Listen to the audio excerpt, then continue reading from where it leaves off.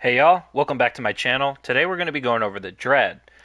This is a weapon that wasn't supposed to come out this week. It was supposed to reset back to week 1. However, DE did confirm not only in a Warframe forum post, but also on their official Twitter page that it was unintentional, but they're going to allow it and the reset will continue moving forward on next Sunday.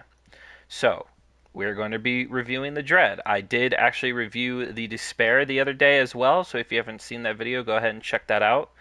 But just briefly, I think the Dread is actually pretty good.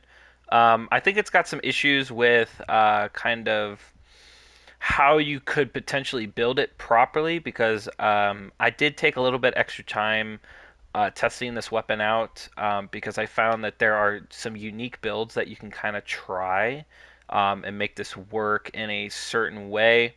And I'll talk about that briefly, but let's get into the video. All right, so we're going to talk about the evolutions here. First off, the Evolution 2 Coup de Grace is actually bugged at the moment. According to DE Megan and personal experience, this evolution will crash your game if you run the Dread, Despair, and Hate all together while using this evolution. However, since the Simulacrum is not considered a mission type, I will still review this weapon using this one because I think it is the best one. Number 2, go with projectile speed. This is a bow. I wouldn't recommend zoom because with this bow you're going to kind of need to see those heads so that you can get Incarnon mode activated and take advantage of the extra damage.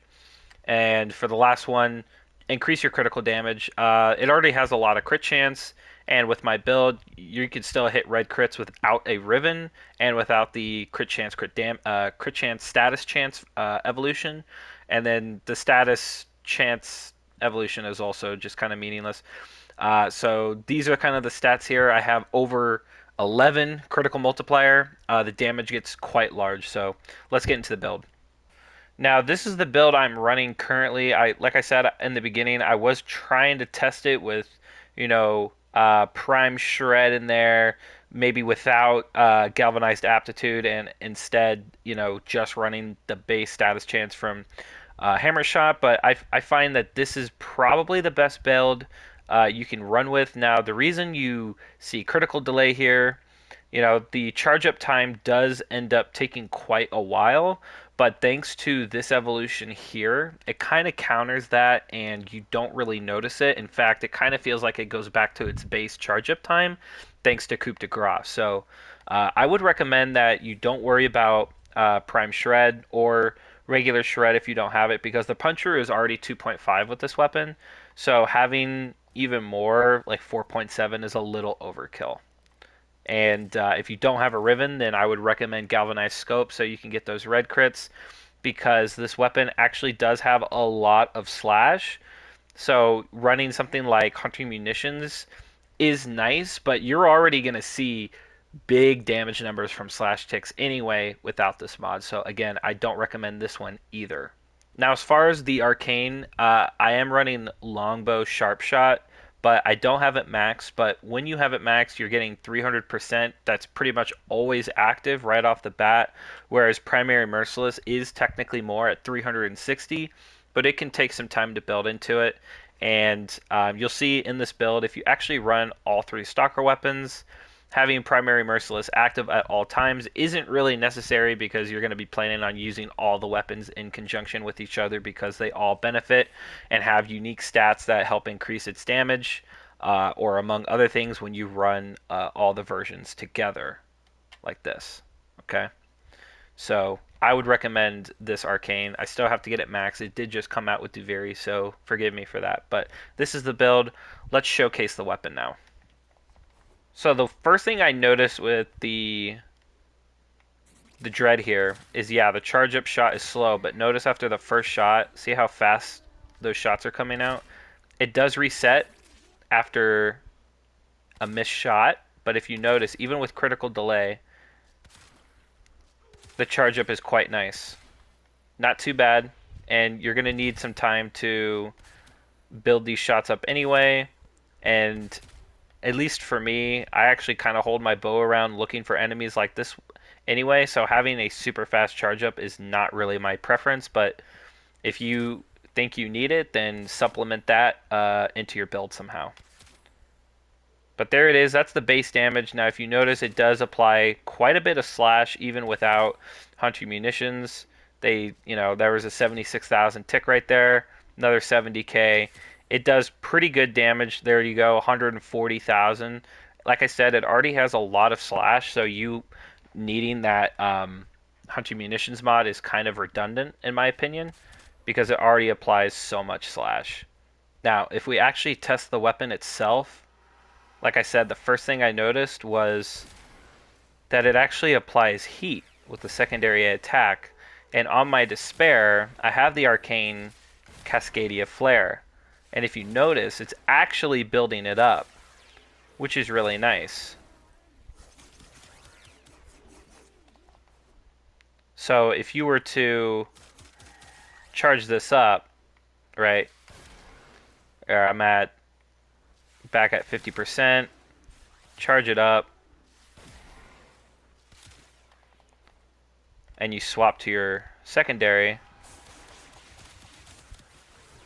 you can see what DE was kind of going with here potentially as to why the damage is so nice. And if you notice, I'm not sure if Cascadia Flare is actually affecting the heat damage on the Dread. I think it's just activating the arcane and, helping the despair. But I still think that's really unique and really cool interaction because if you remember, switching to your pistol is always faster than reloading. Kind of like the Dread, it's quite easy to actually build it up, and I like the wave of energy that comes out. I think it's actually quite decent. I would probably use this in lower level missions though, because I mean a bow, let alone a non-AoE bow, is kind of rough. The weapon is decent, and this is a non-ribbon build. So with galvanized crosshairs, I'm still able to hit red crits, but I just kind of think the weapon is okay. It's kind of like the despair. It's decent, like the way I rated it, and it's kind of cool that that they kind of proc off of each other when you're using Cascadia Flare. But you see the damage is decent. You're getting reds and stuff, and keep in mind these enemies aren't moving, but you see you got 20,000 slash ticks there. It's actually pretty decent. It's kind of like the Noderic or the Sentra that just came out, but without the perfect shot functionality. But it's nice, the heat is reducing armor. You've got viral on there too, increasing the damage by a lot. It's okay, It's not like anything crazy with some of the other primaries we've gotten. But as you just saw there, one shot, killed the guy in the back. Just depends on how much slash kind of ticks there, which is why I recommend galvanized aptitude. You're going to want a little bit of status because there is a lot of status being applied. This is not considered an AoE weapon, even though if you shoot at the ground, you kind of see a little AoE burst there. That actually doesn't do any damage, even with line of sight. It does absolutely nothing. So don't worry about this thing not working with that mod. It will. It doesn't actually do any damage, even with perfect line of sight. So keep that in mind. That's going to be the end of the video. Not much to say about the Dread. Truthfully, I find that the Incarnon evolutions are a little lacking, but I definitely don't think it's the worst weapon we've got. That title belongs to the Zylok. But it's okay. But I think the main thing you want to do with this weapon is run it with the other Stalker weapons, because I think the added bonuses are just kind of too much to ignore.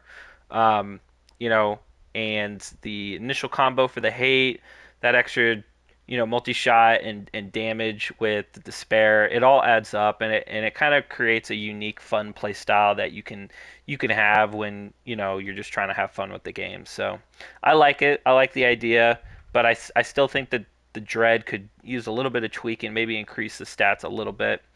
But yeah, that's the review. Thank you for clicking on the video and staying to the end. If you haven't already, be sure to subscribe. Been uploading Warframe content a lot recently, so if you like what you see here, go ahead and do so. But yeah, thank you so much for watching. Peace out.